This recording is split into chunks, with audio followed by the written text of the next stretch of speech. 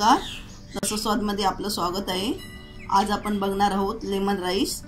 त्यासाठी लागणारे साहित्य बघूया।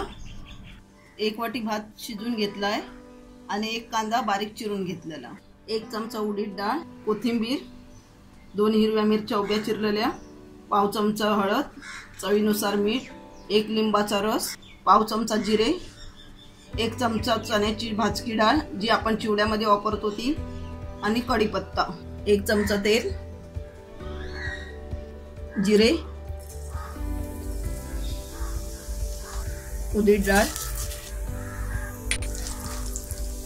चना डाळ,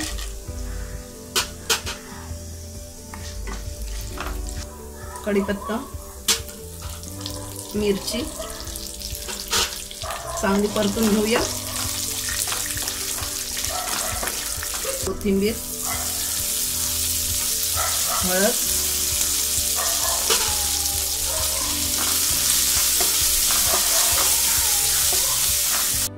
कांदा,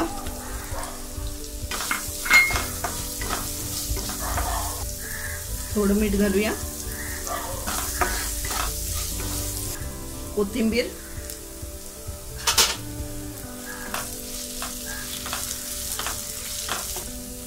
भात घालून घेऊया। भात आपण एकदम मोकळा शिजून घ्यायचा आहे, एकदम खळखळीत असा। थोडंसं मीठ घालूया,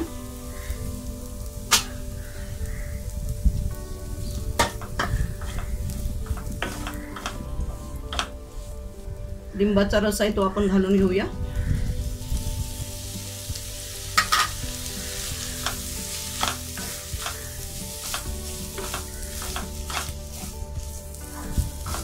गॅस जरा मीडियम वरती ठेवूया।